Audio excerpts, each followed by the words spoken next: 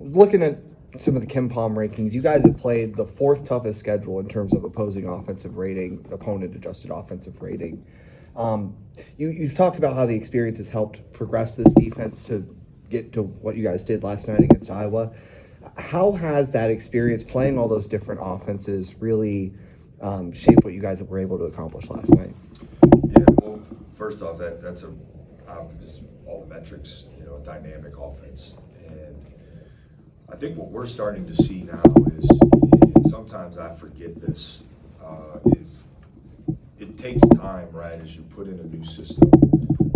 Guys are experiencing it for the first time. You want immediate results, right? But it takes time. And what we're seeing now is guys are more comfortable. Our attention to detail because of that, because of the experience, is better. And now we're starting to see more instinctual plays. Sean Stewart steals, right? Some of Evan Mahaven's blocks. Devin Royal's gotten more experience on the perimeter guard, and he had some good moments, last night. John Mobley is just, his experience has helped him defensively. And, Micah Parrish is another guy who played an entirely different defensive system and now is settling in, I think, and learning and growing and now can play off his defensive instincts. So I think that's a part of it, and you forget that, right, as a coach, because you want it now and you want it. Well, we just practice it. Why is it not? But it takes time to build. And we're at a point where I think we've grown, we've built, now we can kind of play off instincts. It's helping. Kind of going off that, you're entering now, you got one more game in January, then it's those final 2 months of the season, and just how do you feel this team is clicking and getting ready for that stretch run? Is this, these last two games, this momentum sort of something you can build on into that? Yeah, you want to ride momentum, especially in this league, as long as you can, but every game is independent and every game is tough. So, but I think our defense is a little bit ahead of our offense as far as our growth. We play with a lot of freedom offensively, and oftentimes that freedom, when you have choices and decisions to make, can slow you down because you just think a little bit too much. We see that in some of maybe our over dribbling or just our hesitation to get to the next action at times. But we're getting better. We're getting better. We're having more quality possessions offensively. Certainly our 3-point percentage has played a part in our offensive efficiency numbers and our turnovers, really those two areas specifically. But I think we're starting to see that growth as well on the offensive side. The defense is a little bit ahead of that. But as both of those continue to grow, it'll help us. You talked, and the players talked yesterday about accountability and about practice and about just kind of some of the stuff that's maybe changed. When did you start to feel some of those things starting to click in practice? You've talked throughout the year feeling like this has been a pretty decent practice team, but it kind of felt like from talking to guys yesterday, it's maybe got a little different the last couple of days, weeks. I'm not sure. Have you felt a change in how this team has practiced? I think the biggest change, our guys deserve a lot of credit because we have practiced well, really all year. It hasn't been perfect, certainly, but our mindset and our effort have been good with consistency, throughout the year. What the biggest change that I've seen is now we're being more player-led than we were before. I think that's been the biggest difference. Our guys deserve a ton of credit for that. We've certainly challenged and pushed them to do that more. And it's similar to what we talked about. I think it just takes time for some of that to develop when everything is new in year one. But that's been the biggest difference to me. I think our staff's been pretty consistent in the accountability factor. It's a principle of ours, it's a value of ours, and it permeates through all aspects of our program. But now you're starting to see players get to players before even maybe a coach can get to the player to do it. And I think that's really, really powerful. Guys being able to hold each other accountable and maybe have tough conversations or tough I don't know however you want to put it. Guys talked about that after Rutgers after Maryland, and guys talked about that after Auburn, that like there were some pointed conversations about like this is unacceptable, things have to get better. What does it take to get a team to where guys can have those conversations and it doesn't go the wrong way and splinter a team? Yeah, well, I think specifically one of the differences, Adam, is the conversations went from film room, locker room, and talking player to player to now in between the lines and kind of during the flow of things, which allows quicker adjustments and prevents laws and stuff. So I think that's been a big thing. I think first off, and we were really intentional about this, building the chemistry of this group. It happened. It was easy, to build the chemistry. We have a great group of guys that enjoy being around each other. The on court, in between the lines, chemistry. And we've talked about it. That's been a little slower. It was impacted by injury with our lack of experience, choppiness of lineups, all that. We've covered that well. But we've had some more consistency, and we're seeing the benefit of that. But as a coach, specifically when everything's new, and I think to some element in every year moving forward with the way rosters turn over, is you have to be intentional about building chemistry on and off the court. And I think we're doing that. We're finding ways to do that. It's working guys out in small groups at times, extra. Certainly the reps we get in between the lines. It's going out to family dinners. It's having guys over to your house. There's all of those things we're constantly doing. It's not just an off-season thing. I guess I would say it's something we've continued to do throughout the course of the year. Going back to Andy's question about defense, how much does the chemistry that you're talking about right there play into that, and the connectivity you have to do what you want defensively? Yeah, it's really important. It's really important because there's multiple opportunities in a possession to break down, right? And kind of key number one is communication, and that's been a pointed area of improvement for us. We've been very intentional about improving in that area, and as we've started to communicate better, we've defended better. I think you can absolutely start with that. So chemistry is part of that, right? And again, we're asking guys to call out coverage that maybe they've been trained completely different for the last however many years. And again, as a coach, you want it now, right? You want we worked on why can you not? And then you got to remember, well, for the last 3 years, guys been doing it a different way, and so there's some habits that have to be changed. But I think being connected and us being able to trust each other defensively, it'll like if I trust the guys behind me, I may be able to pressure the ball a little bit more. So I think all of that stuff is connected. That chemistry is really important. You were talking on the radio show about these close games. How much does that help a team, having been through, win or lose, but having been through those situations, especially as you look down the line in potential tournament type situations and things like that, you can fall back on, guys can fall back on, the rest of your staff can fall back on those experiences of here's what we did right, here's what we did wrong, here's what we liked, here's what we didn't. Yeah, we've and we'll continue to do that even with this game. I know this game wasn't the same as far as one possession, but I think we've stayed consistent, win or lose, on focusing on growth. Even the Purdue game, we treated that game as far as our kind of review of it and intentionality about growing, as we did one of those games we lost. And so that consistency, I think, helped us, right? Certainly execution-wise and things, but I also think the quality of people we have in that locker room, staff and player included, and just commitment to grinding through what was a tough stretch for us, is why we've been able to get the results we've been able to get these last 2 games. Now, listen, we could have 5 more, Sure. right? I mean, as good as this league is, and every game is tough.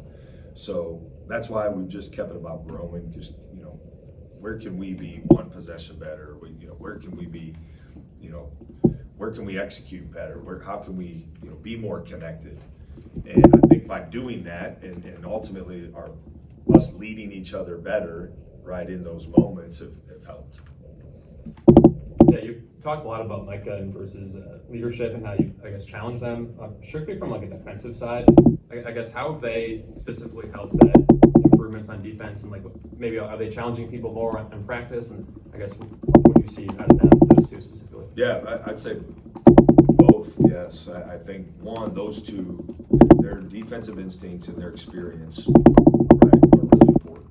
And there will be, maybe the casual eye can't see it, but there will be multiple possessions in a game that one of those guys just could completely disrupt the other team's action with the anticipation and understanding of scouting report. It could be a play maybe we went over for the day before, and they were able to take it away. Like there were some things last night, I was really, really good at scoring, take the ball out underneath their own basket. And I thought we were really disruptive, and some of it was certainly you can't go over everything, but we executed things we went over, and then there was a play where we didn't cover quite that play, but we were disruptive because of experience like those two guys had. So I think that's part of it, and then as far as the leadership goes, it becomes contagious when guys who have been through it before can turn around. The other team's taking the ball, getting ready, they can turn around and kind of get us connected. Hey, we need one more. This, watch out for this coming, and that stuff. That's the kind of leadership and the flow of the game that I think we're improving on, and we're seeing real tangible benefit from. Yeah, that leadership with Mike obviously came in with a lot of games, close to the most out of anyone in college basketball. Like, is that something you needed to, I guess, get him to do because he was on a new team? Like, was that a struggle for him to become a leader on a new team like that, or was it just innate, I guess? I think his experience at San Diego State, which by all accounts, right, which never said anything bad about San Diego State, and they won at a high level. But his role here, and I think that's part of why you see some guys leave, is they're looking for a different role. And his role here for us was, we always anticipated being bigger. That included, us relying on his experience to help lead. But he's getting to know a new head coach, right, and getting to know a new staff and getting to know a new team. And so I think it's certainly reasonable to expect, there to be a growth period, as he develops his leadership within our program. But and his aggressiveness offensively and all of those things. So it could be something as small as how we handle him getting 2 fouls, right? Like he and I had never been through that before together. He had experienced that, on a different program, and what they did may be different than what we do. So it's little things like that I think you take for granted at times when someone transfers in after all the experience they have, and you're building a relationship and everything that goes into it. But I think he's stuck with it, and you're seeing him play with great confidence, start to get more comfortable and all of that. It's really helped us. Hey, you guys seem like you play your best offensively when you're playing at a high tempo. Is that something you stress, or does that just come in the natural flow of the game? Like, can you speak on that a little bit? Yeah, there's a lot that goes into tempo. Certainly, the other team has something to say about it, right? With how their transition defense philosophy is. We've encouraged our transition starts. We can go faster if our guards rebound better, and I thought you saw that last night. Like we were able to get into transition offense quicker because Bruce Stewart had 8 defensive rebounds, and Micah had defensive rebounds, and I think John and Quez both maybe had 2 apiece. So that first eliminates a pass, right? So now we can go a little bit quicker. It allows us to get organized more. We were really effective at attacking the paint in transition. Our defense, the aggressiveness defensively plays a role in tempo. As we're building our system and getting more comfortable, and now we're playing off instincts more. Sean Stewart can get some of those steals. That helps us, and so it's all connected. It's not, I wish it were as simple as just running as hard as you can. That's something we talk about and something we've had to continue to get better at. But we want to be efficient. We want to strike early. We want to be efficient. I've said this before. Just have such high level respect for set defenses in this league. But we also, there's been games where we haven't taken care of the ball at near the level we need to in transition and early shot clock opportunities. Shot selection at times has been a problem for us early in the clock. We're growing in both those areas. I think it's helping us. But yeah, we want to absolutely be a team that takes advantage. And statistically, right? I think when you break the shot clock break it up into chunks, right? And you look at those first, almost everybody would be better analytically in that stretch. If you're making good decisions, and then certainly going against a set defense in the middle of that presents its problems, and then end of clock even more. So we try to break it down, but for us, it's about quality of look. I believe by running hard, you can create high quality opportunities early. If whether it's creating a mismatch, putting pressure on the rim may cause a guard to hold in the paint longer, which creates an opportunity on perimeter, or maybe that guard holding longer, now the big has to guard someone on perimeter, creates a mismatch. So those are all things we're evaluating with our tempo. And then I'm a Upper Arlington guy, so I gotta ask, I saw you were at the game last week. What do you see from Alex Smith, and how excited are you? Yeah, I appreciate the question. Unfortunately, I can't comment on future guys until they're signed. But I'm a big fan of Upper Arlington. Got some great places to eat there that I like to frequent. Good coffee spots, but I can't go into detail on that. Sorry. Time for one more thing about the chemistry you're talking about. You talked about being very impactful or intentional about building the chemistry in this team. And when we talked about what this team might be in the summer, a lot of that involved Michi. And you've not played as many games with him as without him. How has his impact, or how has his absence impacted what that intentional leadership or chemistry plan was, and how is this team continuing to navigate as he remains away? Yeah, well, I think, and certainly we've had multiple times, right, where our lineup has been impacted significantly, and it speaks to just how close this group is and how good our chemistry is for us to be able to overcome that. I think we've adjusted throughout the course of the season really well.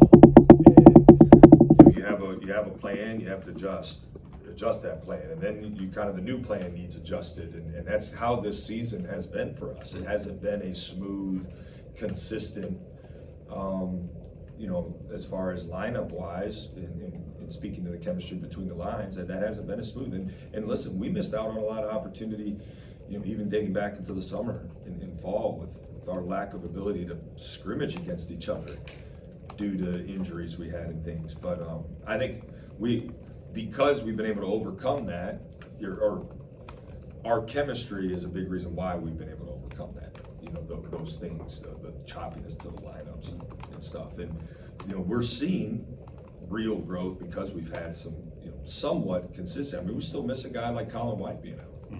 Last night would have been a game he could have been really impactful for us, and we believe that. And he's a guy who his own personal growth has been impacted by kind of his in and out of the lineup due to injury. So it's impacted us, I think, certainly. But I look at it as a positive. It's forced us to really get close and grow together. Guys step up. So I'm proud of the way our guys have done that. Thank you. All right, guys. Thanks.